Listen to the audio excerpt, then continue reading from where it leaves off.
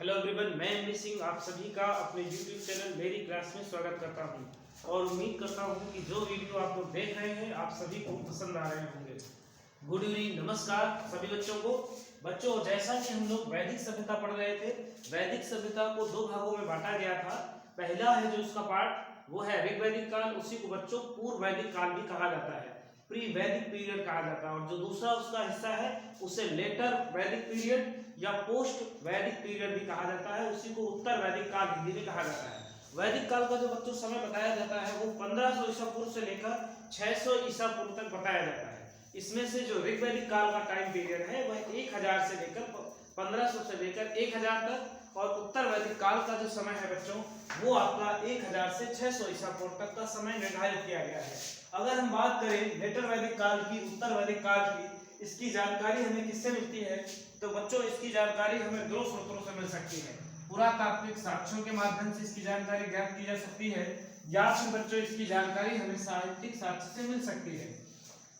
पुरातात्विक साक्ष्य में आप समझ सकते हैं, इसी को हम उत्खनन भी कह सकते हैं बच्चों। क्या कहा जा सकता है इसी को बच्चों? उत्खनन भी कहा जा सकता है। ठीक है, उत्खनन भी कह सकते हैं। ठीक है, यानी खुदाई के दौरान जो भी साधन मिलते हैं वो सारे के सारे पुरातत्व के अंतर्गत सम्मिलित किए जाते हैं। ठीक है, तो इसमें दो साक्ष्य आपको याद रखना है, पहला लोहा और दूसरा है मृदभांड। मृदभांड का मतलब होता है बच्चों मिट्टी के बर्तन। लोहा का खोज हो जाने से उत्तर वैदिक काल में क्रांतिकारी बदलाव देखने को आपको मिलेगा।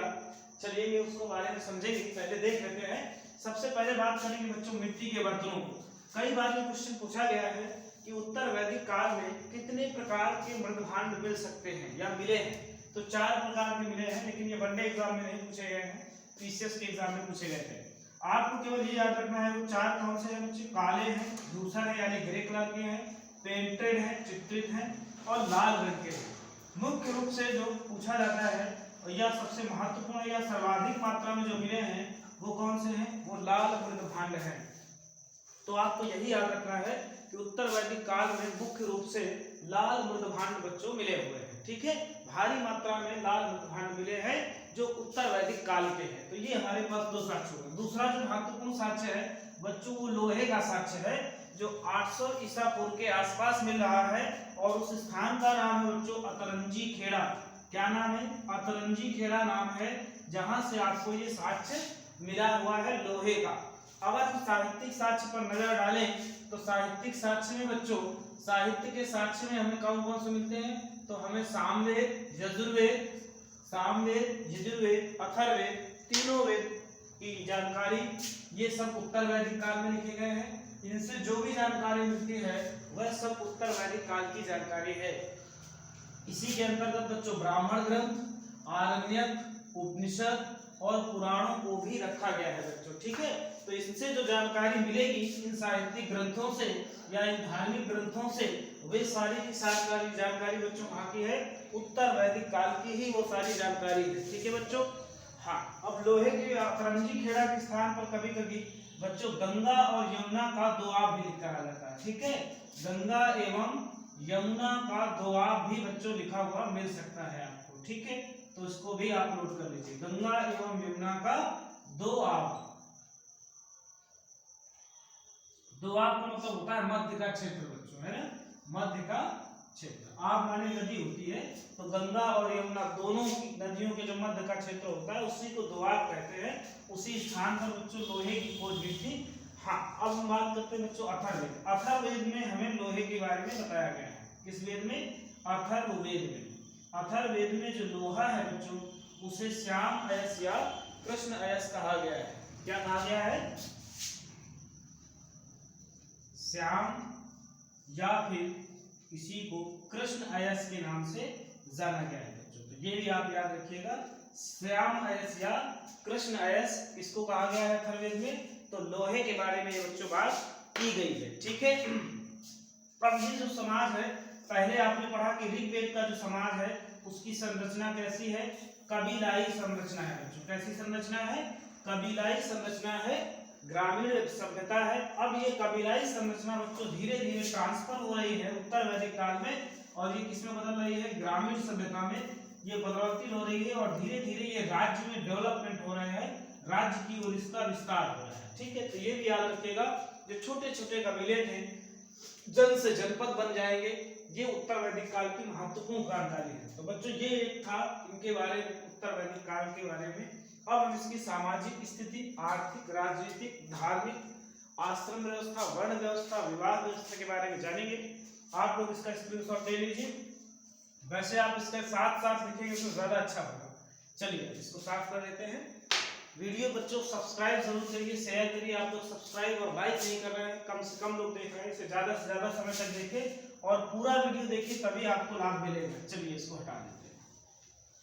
ठीक है, चलिए अब हम लोग बच्चों इसकी सामाजिक स्थिति के बारे में बात करेंगे कि क्या सामाजिक स्थिति थी उस समय उत्तर वैदिक काल की।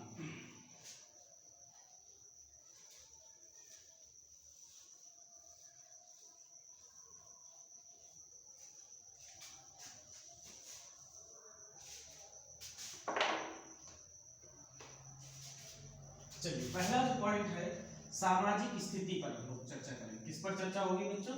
सामाजिक स्थिति।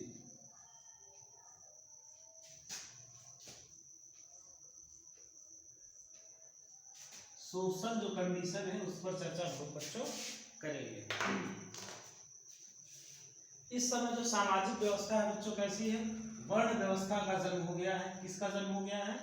वर्ण व्यवस्था का जन्म हो गया बच्चों। ठीक है, पहले जो व्यवस्था थी वर्ण व्यवस्था ऋग्वेद में मिला है हमको, लेकिन उत्तर वैदिक काल में वर्ण व्यवस्था के साथ पर्याप्त रूप से मिल रहे हैं। तो यहाँ पर वर्ण व्यवस्था साफ साफ दिख रही है, उसका जन्म हो गया है बच्चों। ठीक है, इतना याद रखिएगा। ये बच्चों पहले आपने ऋग्वैदिक में पढ़ा कि वो कैसी थी? कर्म पर आधारित थी। किस पर आधारित थी बच्चों? ऋग्वैद काल में ये कर्म पर आधारित थी, परंतु उत्तर वैदिक काल में यह व्यवस्था किस पर आधारित हो गई है? ये जन्म पर बच्चों आधारित हो गई है। तो ये भी याद रखिएगा, वर्ण व्यवस्था का जन्म हुआ और ये आधार क्या है इसका बच्चों? इसका आधार है जन्म आधार, यानी जन्म पर आधार हो गया है। जिसका जिस कुल में जन्म होगा उसी कुल का उसको माना जाएगा। तो वर्ण व्यवस्था की यहाँ पर क्या मिल रही है बच्चों? जानकारी मिल रही है। दूसरा, ये वर्ण कौन से हैं? तो 4 प्रकार के वर्ण हैं। 4 वर्णों का उल्लेख मिलता है बच्चों। किसका उल्लेख मिलता है? 4 वर्णों का यहाँ पर उल्लेख मिलता है। कौन कौन से 4 वर्ण हैं उनकी जानकारी हम लोग देख लेते हैं। नंबर 1 में बच्चों है पुरोहित। कौन है? पुरोहित है। इनका जन्म बताया जा रहा है ब्रह्मा के मुख से हुआ है। किसके मुख से? ब्रह्मा के मुख से बच्चों इनके जन्म के बारे में बताया गया है। मुख से इनकी जानकारी है पुरोहित का। और इनका मुख्य कार्य क्या है? धार्मिक अनुष्ठान इनको कार्य दिया गया है। धार्मिक अनुष्ठान ये इनका कार्य क्षेत्र है। दूसरे नंबर पर जो बच्चों बताया गया है, दूसरे नंबर पर क्षत्रिय। इस कुल वर्ण का जन्म हुआ है, क्षत्रिय की चर्चा की गई है। और इसकी जानकारी बच्चों आपको कहां से मिलेगी? कहा गया है कि इनकी जो जन्म है, इनकी जो जानकारी मिलेगी बच्चों आपको, इन्हें कहा गया है कि ये ब्रह्मा की भुजाओं से, ब्रह्मा के भुजाओं से बच्चों इनका जन्म हुआ है। कहां से जन्म हुआ है? क्षत्रियों का जन्म ब्रह्मा के भुजाओं से हुआ है। और इनका मुख्य कार्य क्या है? शासन करना बच्चों। क्या करना है? शासन करना और धर्म की रक्षा करना। इन्हें 2 काम सौंपे गए हैं, शासन करना है इनको और धर्म की रक्षा करना है। तो ये इनका कार्य है, शासन करना और धर्म की रक्षा करना इनके काम है। ठीक है, तीसरा जो बच्चों है उसमें आपको वैश्य को रखा गया है। सामान्य रूप से लोग बनिया कहते हैं उनको, वैश्य। इनका जो जन्म है वो ब्रह्मा के उदर से बताया गया है।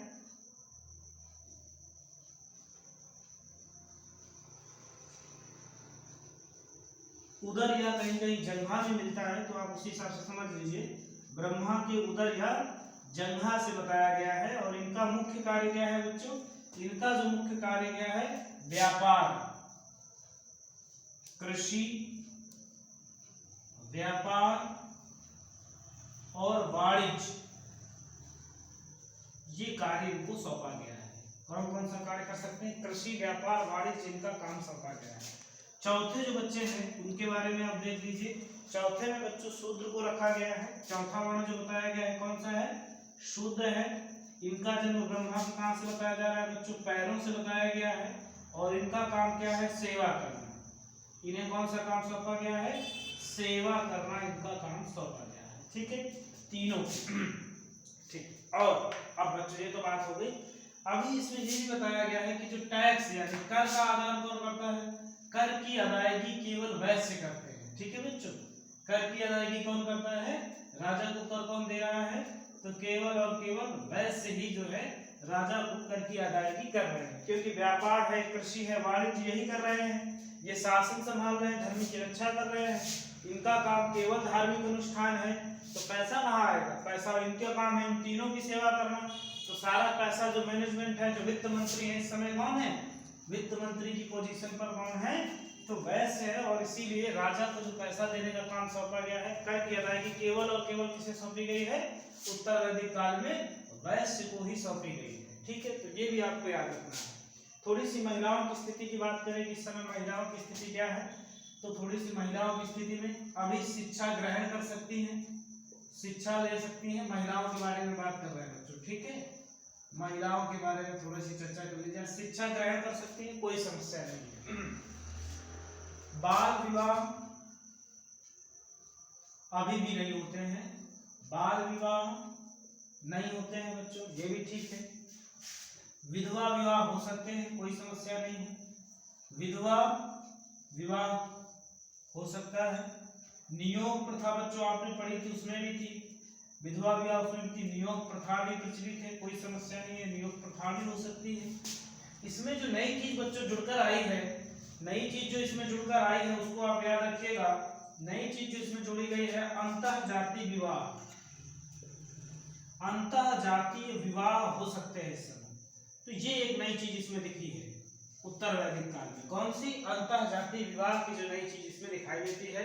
महिलाएं शिक्षा में शिक्षा ग्रहण कर सकती हैं, कोई समस्या नहीं है। बाल विवाह नहीं होते हैं, विधवा विवाह होता है, नियोग प्रथा बच्चों प्रचलित है। लेकिन जो नई चीज आपको देखने को मिली है इसमें, वो आपको अंतः जातीय विवाह के लिए देखने को मिली। यह व्यवस्था आपको वैदिक काल में नहीं दिखी थी, या ऋग वैदिक काल में आपने इसको नहीं देखा था। तो 4 वर्णों का उल्लेख मिला है। वर्ण व्यवस्था का यानी जन्म हो रहा गया है यहाँ पर। यह व्यवस्था कर्म पर जहाँ आधारित थी ऋग्वैदिक काल में, इस समय बच्चों जन्म पर आधारित हो गई है। ठीक है, वो कौन से वर्ण है? पुरोहित है, क्षत्रिय है, वैश्य है।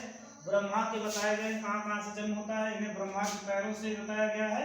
ये धार्मिक अनुष्ठान करते हैं, ये सारी बातें हैं। कुछ ये महत्वपूर्ण बातें हैं सामाजिक स्तर पर, तो इनको भी बच्चों आपको याद रखना है। कर की अदायगी केवल और केवल बच्चों कौन करते हैं?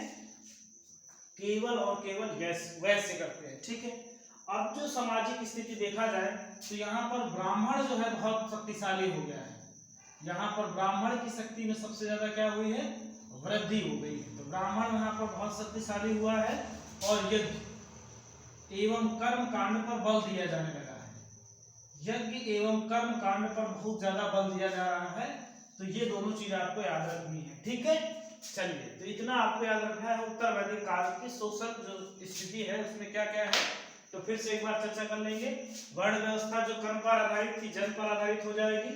ब्राह्मण की शक्ति में अपार वृद्धि होगी। यज्ञ और कर्मकांड पर बल दिया जाएगा। महिलाओं की स्थिति कमजोर होगी, परंतु अभी भी शिक्षा ग्रहण कर सकती हैं। बाल विवाह नहीं होते हैं। विधवा विवाह नियोग प्रथा प्रचलित थी पहले भी, अभी भी होती है, लेकिन एक प्रकार का नया विवाह अंतः जातीय विवाह यहाँ पर देखने को मिला है। ठीक है बच्चों, तो इतना आप सामाजिक स्थिति से याद रखिएगा। आप चाहे तो इसका एक स्क्रीनशॉट ले सकते हैं। ठीक है, चलिए अब हम लोग बात करेंगे राजनीतिक स्थिति। ठीक है बच्चों, कौन सी स्थिति की बात होगी? राजनीतिक स्थिति की बात करेंगे। ठीक है, लाइक कर दीजिए सभी लोग, जितने लोग भी देख रहे हैं। चलिए अब हम लोग राजनीतिक स्थिति की बात करेंगे।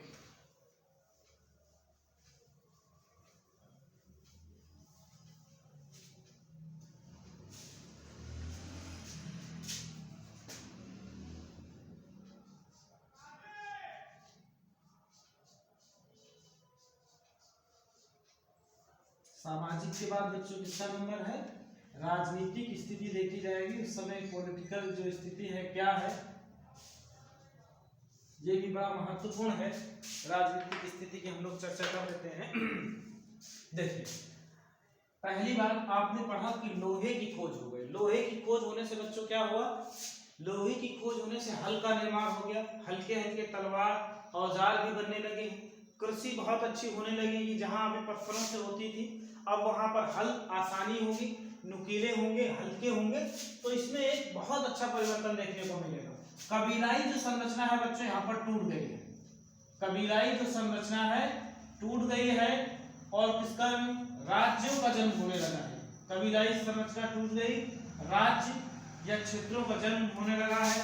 जन जो बच्चों थे कुल ग्राम थे, जन जो है जनपद में बदलने लगे हैं। किस में बदलने लगे हैं, जन जो है जनपद में बदलने लगे हैं, बड़े बड़े शहरों का निर्माण हो गया। लेकिन अभी भी ये व्यवस्था ग्रामीण ही है। किस प्रकार की व्यवस्था है, तो ग्रामीण व्यवस्था ही है।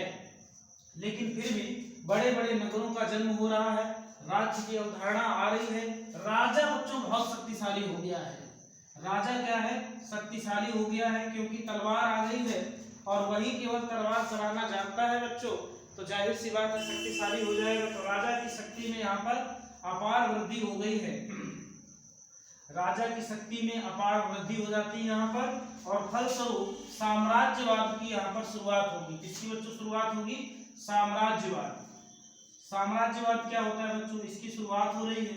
साम्राज्यवाद का मतलब होता है अपने राज्य की सीमाओं को बढ़ाना, जो प्रक्रिया है उसी को साम्राज्यवाद कहा जाता है। साम्राज्य माने हो गया शासन और वाद माने हो गया सीमा को बढ़ाना।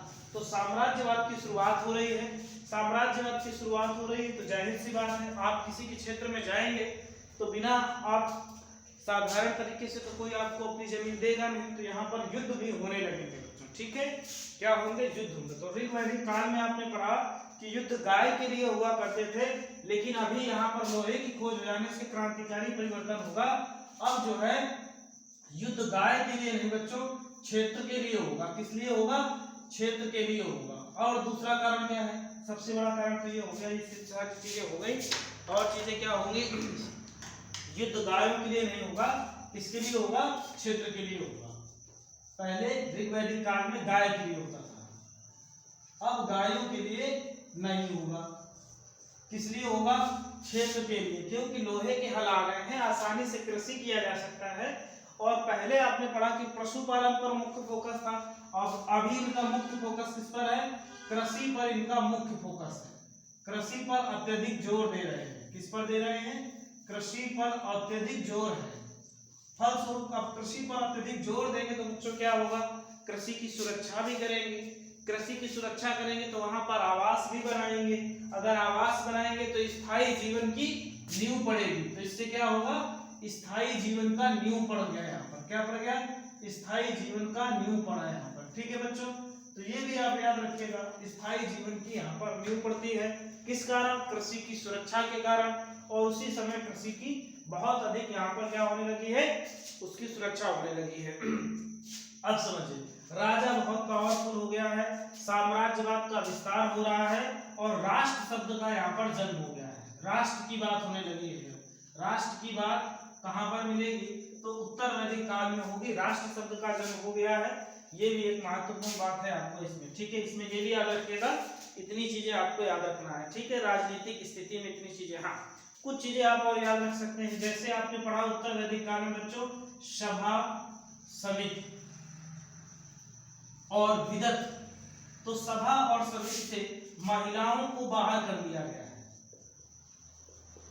महिलाएं बाहर हो गई, महिलाओं को बाहर कर दिया गया है। तो आप ये भी याद रखिएगा, पहले आपने देखा कि सभा हो, समिति हो, चाहे विदत हो, तीन संस्थाएं थी जिनमें महिलाएं भी भाग लेती थी।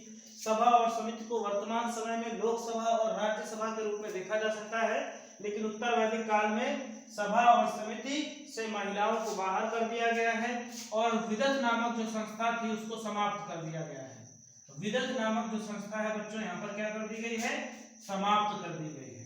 अब इसका कोई अस्तित्व नहीं है। इस विदत नामक जो संस्था है बच्चों यहाँ पर समाप्त कर दी गई है। और थोड़ी सी चर्चा करें हम लोग बच्चों, इस ऋग्वैदिक काल में आपने पढ़ा कि बलि एक प्रकार का टैक्स हुआ करता था। बलि नामक कर हुआ करता था, जो लोग अथर्ववेद में भी इसकी चर्चा हुई है। 1/6 आय का 1/6 हिस्सा किसको सौंप देते थे, राजा को सौंप देते थे। अब इसके अलावा भी यहाँ पर बलि के अलावा भी यहाँ पर भाग, बच्चों बलि के अलावा यहाँ पर एक नए टैक्स की जानकारी मिलेगी आपको। किसकी मिलेगी? भाग और शुल्क।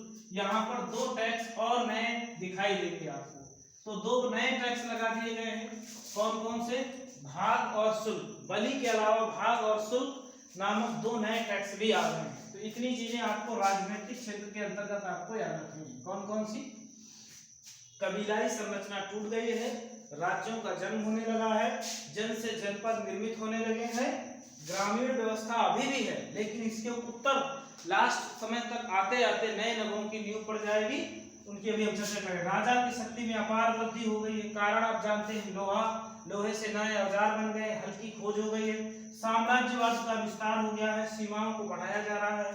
जो युद्ध पहले ऋग्वैदिक काल में गाय के लिए हुआ करते थे बच्चों, अब वो क्षेत्रों के लिए हो गए, क्योंकि अब आपको क्षेत्र चाहिए कृषि करने के लिए, उपकरण है। और कृषि जो पहले पशुपालन पर जोर दे रहा था, वो किस पर जोर दे रहा है? कृषि पर अत्यधिक फोकस कर रहे हैं। कृषि की सुरक्षा के लिए स्थायी जीवन की नींव पड़ रही है और एक समाज का निर्माण हो रहा है। राष्ट्र शब्द का जन्म हो गया है, लोग राष्ट्र की बात करने लगे हैं।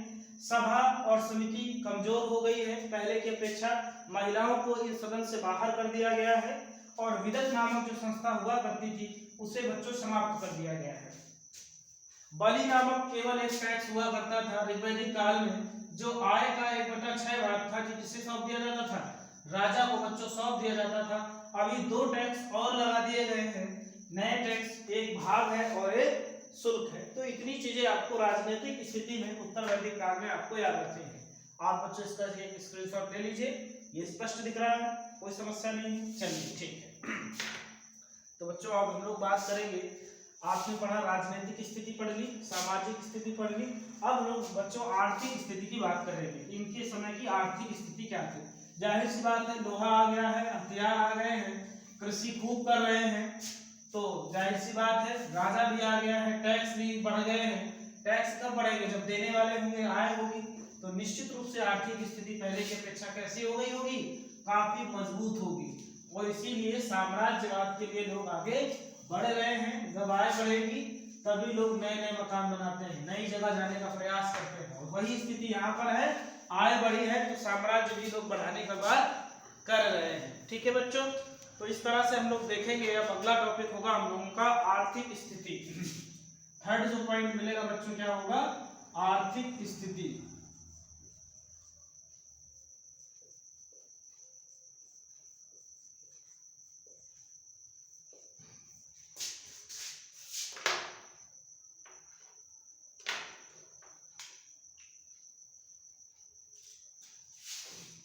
तो आपने पढ़ा आर्थिक स्थिति, यानी मुख्य जो व्यवसाय है इनका क्या है इस समय बच्चों?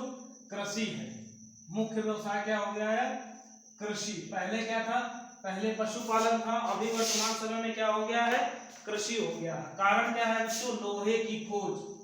कारण क्या है बच्चों? लोहे की खोज जो है, इसके कारण जो है कृषि पर बहुत फोकस किया जा रहा है। दिख रहा है? ठीक ठाक, ठीक, कृषि हो गई है बच्चों। ठीक है, चलिए इस समय जो मुख्य फसल है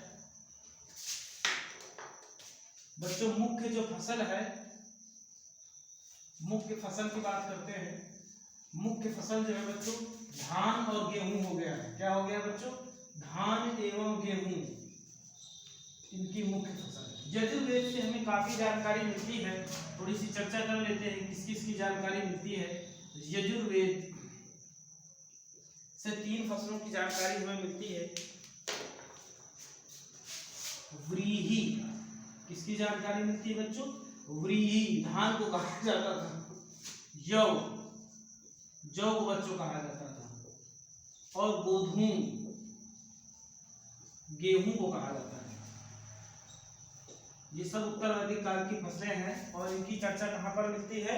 यजुर्वेद में मिलती है। तो बच्चों आपने पढ़ा कि सामवेद, अथर्ववेद और यजुर्वेद में जो भी सारी जानकारी है वो सब की सब किसके बारे में है? सब की सब उत्तर वैदिक काल के बारे में जानकारी है। ये आपने पहले ही पढ़ रखा है। तो यजुर्वेद में ये 3 प्रकार की फसलों की जानकारी मिलती है।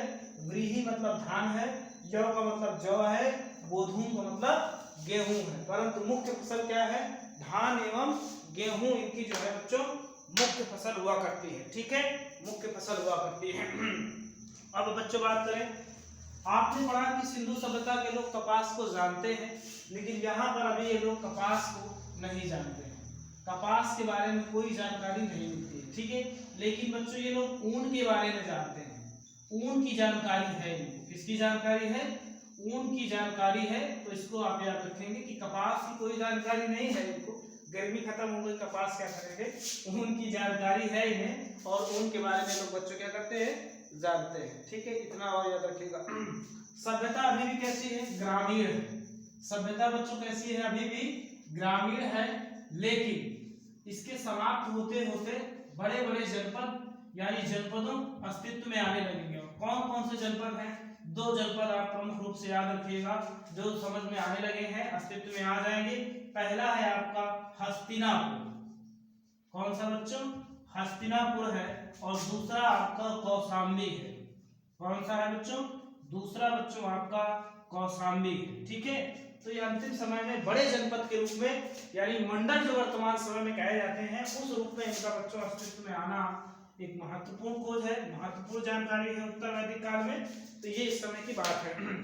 दूसरी हम बच्चों बात कर सकते हैं कि इस समय की जो मुद्रा का क्या है, या मुद्रा या हम कह सकते हैं सिक्के प्रचलन में नहीं है, ये प्रचलन में नहीं है, लेकिन मुद्रा जो है बच्चों थी। आपने पढ़ा कि निष्क और शतमान।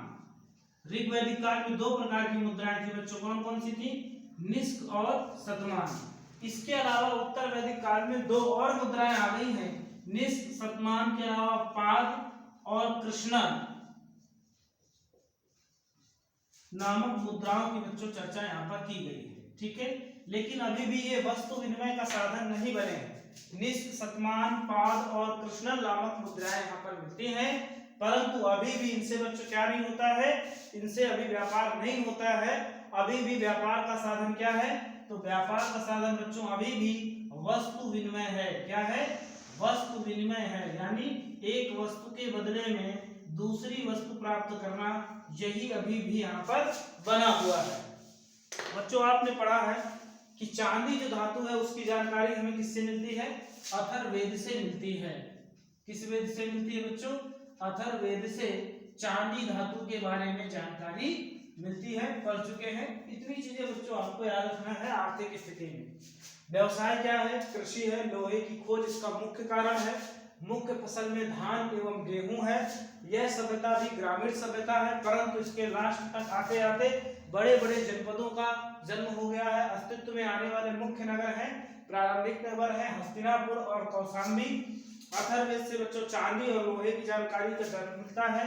ये लोग कपास के बारे में नहीं जानते हैं, लेकिन इन्हें ऊन की जानकारी हो गई है। मुद्रा, निष्क, शतमान के अतिरिक्त पाद, कृष्णन भी अस्तित्व में आ गई है। यजुर्वेद से बच्चों आपको व्रीहि यानी धान की जानकारी, यव मतलब जौ की जानकारी, और गोधूम मतलब गेहूं की जानकारी मिलती है। सिक्के का कोई प्रमाण नहीं है। मुद्रा के रूप में निष्क, शतमान, पाद, कृष्णन पाई जाती है, लेकिन वस्तु विनिमय अभी भी मुद्रा नहीं है, केवल और वस्तु ही विनिमय का आधार है। विनिमय का आधार क्या है? व्यापार का आधार क्या है? वस्तुओं को आपस में बदल लेना ही इसका आधार है। ठीक है बच्चों, तो अब बच्चों हम लोग क्या करेंगे? अब हम लोग नई चीज पढ़ेंगे। ठीक है, आर्थिक स्थिति में आप मूर्धभांड पढ़ चुके हैं। अब हो गया आपने राजनीतिक पढ़ लिया, सामाजिक पढ़ लिया, आर्थिक। अब बच्चों हम लोग धार्मिक स्थिति के बारे में बात करेंगे, तो आप लोग इसको ध्यान कर लीजिए, स्क्रीनशॉट भी ले लिया करिए। चलिए अब हम लोग बात करेंगे धार्मिक स्थिति। कितना टाइम हो गया? 30 मिनट। 30 मिनट हो गया। जल्दी से देख लीजिए आप लोग धार्मिक स्थिति।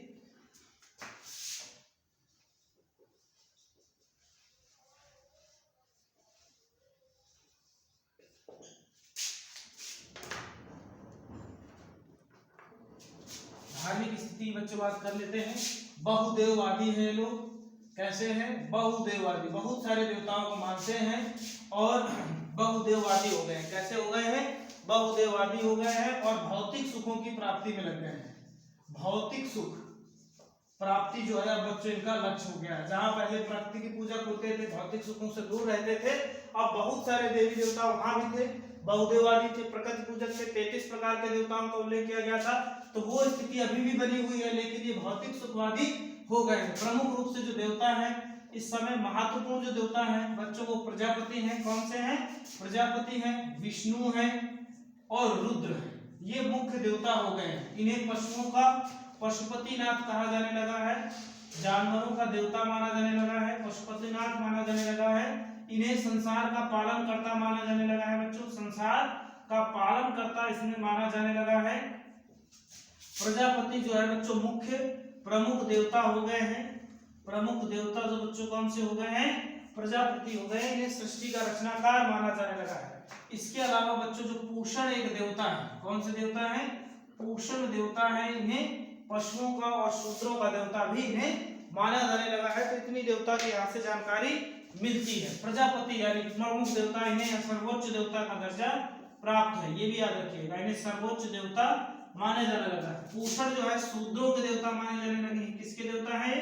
शूद्रों के बच्चों देवता के रूप में इनको पूजा जाने लगा है। बहुदेववादी हैं, भौतिक सुख प्राप्ति लक्ष्य हो गया है। प्रजापति, विष्णु और रुद्र नामक देवताओं का उल्लेख मिलता है। रुद्र को पशुपतिनाथ कहा जाने लगा है, यानी जितने जीव हैं उनका सभी का देवता माना जाता है। विष्णु का भी महत्वपूर्ण स्थान मिल गया है, संसार का पालन करता माना जाने लगा है। प्रजापति यानी ब्रह्मा को सर्वोच्च देवता के रूप में इस समय मान लिया गया है। पूषण जो देवता है इन्हें शूद्रों का देवता माना जाने लगा है। किसका देवता माना जाने लगा है? शूद्रों का देवता इसमें माने जाने लगा है। इसके अलावा बच्चों यज्ञ और कर्म कांड की महत्ता बढ़ गई है। यज्ञ और कर्म कांड की महत्ता बच्चों महत्ता बढ़ी है, ठीक है, ये भी याद रखिएगा। यज्ञ कर्म कांड की महत्ता बढ़ी है। और जो चर्चा मिली है बच्चों यहाँ पर मृत्यु, पुनर्जन्म और मोक्ष की यहाँ पर चर्चा की गई है बच्चों। मृत्यु, पुनर्जन्म और मोक्ष के बारे में यहाँ पर बच्चों जानकारी दी गई है। तो ये आपकी धार्मिक स्थिति है। इसके अलावा हम लोग बच्चों बात करेंगे तो अभी आपके आश्रम है, विवाह है, ब्राह्मण है, ग्रंथ है, आरण्यक है, उपनिषद है। इनकी बच्चों हम लोग कल एक वीडियो लेंगे छोटा सा 10 मिनट का, उस पर चर्चा करेंगे। वीडियो आपको अच्छी लगे तो अधिक से अधिक लाइक करें, शेयर